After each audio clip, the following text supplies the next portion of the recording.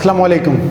हमने जो previous video बनाई थी उसमें हमने CSS 2020 का पास पेपर का क्वेश्चन नंबर 8 सॉल्व किया था। आज हम सॉल्व करने जा रहे हैं क्वेश्चन नंबर 7 का ए पार्ट। इस पर्टिकुलर क्वेश्चन में कहा गया है कि देयर आर 5 फ्रेंड्स जिनके नाम है मुश्ताक, परवेज़, एहसन, उमैर एंड सलीम। ये 5 लोग हैं, इनका डिफरेंट वेट्स हैं। और उसके बाद जो एग्जामिनर ने आपको कंडीशंस दी हैं, जो कंडीशंस क्या हैं वो ये 4 कंडीशंस हैं।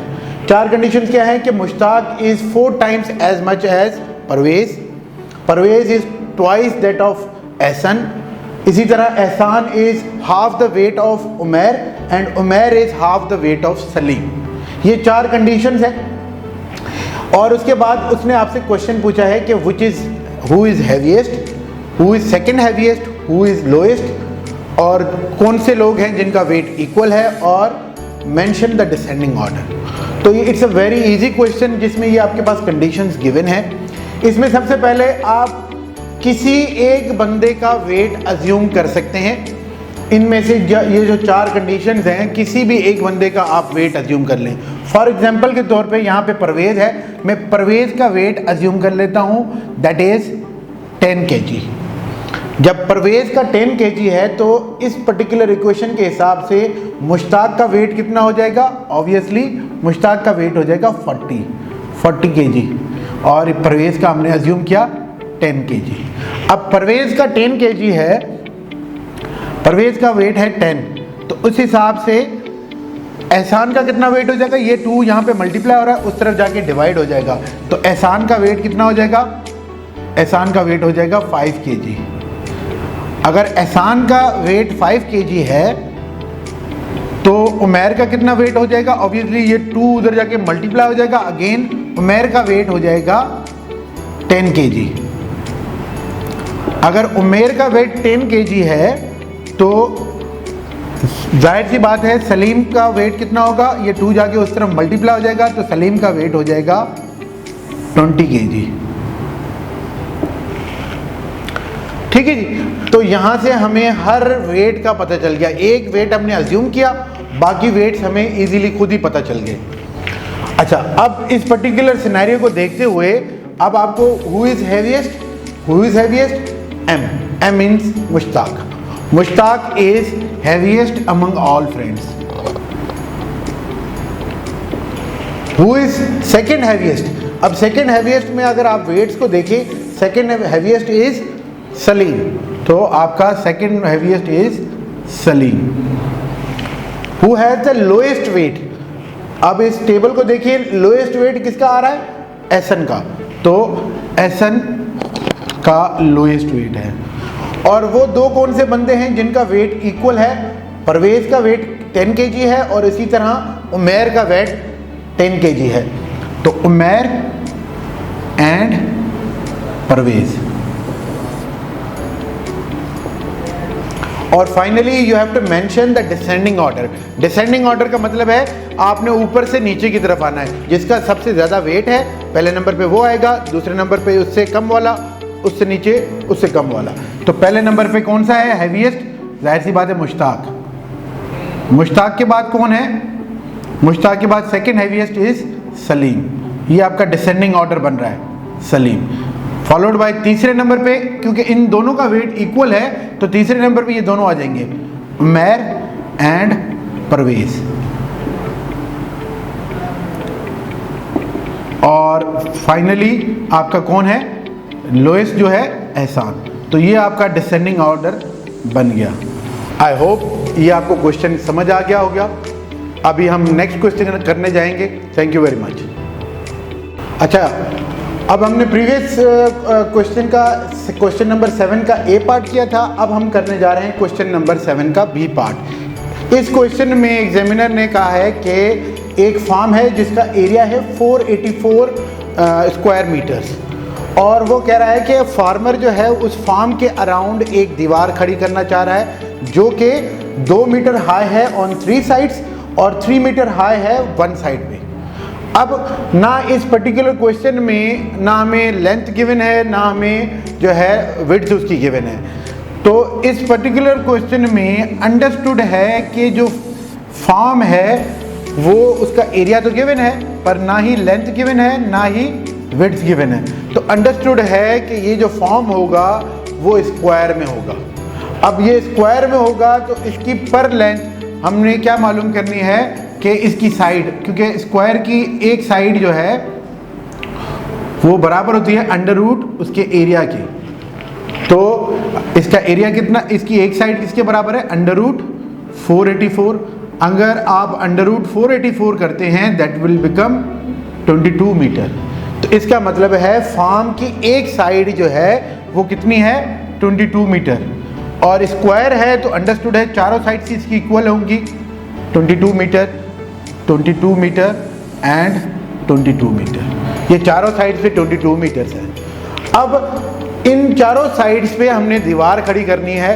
दीवार की जो 3 साइड्स होंगी वो होंगी 2 मीटर हाई और एक साइड जो होगी वो 3 मीटर हाई होगी। अब ये उसकी लेंथ हो गई। अब यहाँ पे हम दीवार खड़ी करेंगे, वो उसकी हाइट कितनी होगी, 2 मीटर। तो इस पर्टिकुलर दीवार का एरिया कैसे निकलेगा, इसकी हाइट मल्टीप्लाइड बाय इसकी लेंथ। तो area of one wall is equal to length जो आपकी है मल्टीप्लाइड बाय हाइट। हाइट कितनी है, 2। सो 44 मीटर स्क्वायर की इस ये वाली एरिया हो गया। सिमिलरली यहाँ पे भी दीवार खड़ी होगी, वो भी 2 मीटर की होगी, तो उसका भी एरिया कितना होगा। दूसरी जो आपकी दीवार होगी सेकंड वॉल का भी एरिया कितना होगा, 44 मीटर स्क्वायर। इसी तरह यहाँ पे भी तीसरी वॉल भी, इसका भी एरिया 2 मीटर की हाई है, तो उसका भी थर्ड वॉल जो है वो भी आपकी कितनी हो जाएगी, 44 मीटर स्क्वायर। और फाइनली जो चौथी वाली दीवार है उसकी हाइट ज़्यादा है, उसकी हाइट कितनी है, 3 मीटर्स। उसकी हाइट 3 मीटर्स है तो उसका एरिया भी ज़्यादा आएगा, और 3 मल्टीप्लाइड बाय 22, तो फोर्थ वॉल का हो जाएगा आपका एरिया कितना, 3 मल्टीप्लाइड बाय 22, वो हो जाएगा आपका 66 मीटर स्क्वायर। अब एक दीवार, दूसरी दीवार, तीसरी और चौथी दीवार, तो इनका टोटल एरिया ऑफ वॉल कितना हो जाएगा, टोटल एरिया ऑफ वॉल हमने सिंपली उनको ऐड कर देना है, 44 प्लस 44 प्लस 44 प्लस आपका फाइनली 66। अब हम जब इनको टोटल करेंगे तो आंसर आएगा 198 मीटर स्क्वायर। आपका यूनिट होगा मीटर स्क्वायर, क्योंकि हम मालूम करने जा रहे हैं एरिया। तो this is your answer. I hope आपको समझ आ गया होगा। क्वेश्चन नंबर 7 का बी सॉल्व करने के बाद अब क्वेश्चन नंबर 7 का सी पार्ट। अब इस क्वेश्चन में एग्जामिनर ने कहा है कि there are 5 girls and 4 boys. 5 girls के नाम है A B C D E और 4 बॉयज़ के नाम है W X Y and Z। और उसने साथ ही कुछ कंडीशंस दी हैं। वो कंडीशंस ये हैं, वो कंडीशंस क्या हैं कि हमारे पास 3 गाड़ियां हैं और हर गाड़ी में 3 लोग ही आ सकते हैं। पहली कंडीशन है कि एक गाड़ी में 3 लोग आ सकते हैं, और at least 1 boy and 1 girl should be in a car. Her car में एक बॉय और एक गर्ल होना लाजमी है। इसी तरह A और D मतलब दोनों गर्ल्स शुड रिमेन टुगेदर, ये दोनों लड़कियां इकट्ठे ही रहेंगी।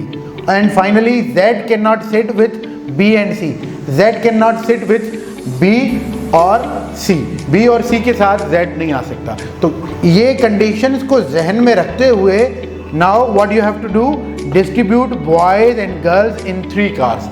इन 3 गाड़ियों में आपने डिस्ट्रीब्यूट करना है बॉयज़ एंड गर्ल्स को, पर आपने जहन में ये कंडीशंस रखनी है, इनमें से कोई भी कंडीशन वायलेट नहीं होनी चाहिए। तो आ जाते हैं यहाँ पे। हालांकि इसकी पॉसिबिलिटीज़ बहुत ज़्यादा हैं, पर मैं आपको 3 केसेस में इसको सॉल्व करवाता हूँ। एग्जामिनर ने 1 केस मांगा है, पर हम इसको 3 केसेस में करेंगे।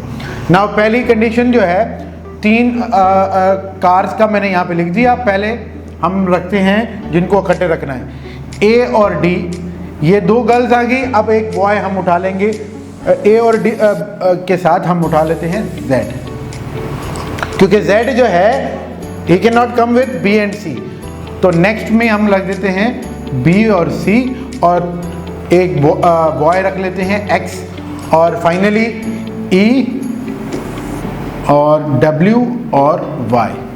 ये हमारे डिस्ट्रीब्यूट हो गए boys and girls. And now this is your answer. Examiner ने यहाँ तक ही मांगा है, पर ऑन द सेफर साइड आप इसके 2-3 और जो है इनको कंडीशंस बना के दे दें एग्जामिनर को। अब हम रखने जा रहे हैं a, d और w को हमने यहाँ पे रख दिया, और यहाँ पे हमने रख दिया b, c और x, और तीसरी कंडीशन में हमने रख दिया e, y एंड z। ये आपका दूसरा केस बन गया। सिमिलरली आप तीसरा केस बनाएंगे। कार नंबर 1 में a, d और आप y रख दें। दूसरे में आपने रखना है b, c और w, और तीसरे में आपने रख दिया e और x और z। तो इस तरह, क्योंकि ये तीनों केसेस में हमने यहाँ की कोई भी कंडीशन वायलेट नहीं की, तो ये तीनों आपके आंसर्स हो गए। आई होप आपको ये समझ आ गया होगा। Thank you very much. Question number 6 को सॉल्व करेंगे इन द कमिंग लेक्चर्स। इस वजह से आप जो है हमारे चैनल को सब्सक्राइब करें, और आपको कोई भी क्यूरीज हो, कोई कन्फ्यूजन हो, तो आप कमेंट सेक्शन में हमसे पूछ सकते हैं। Thank you very much.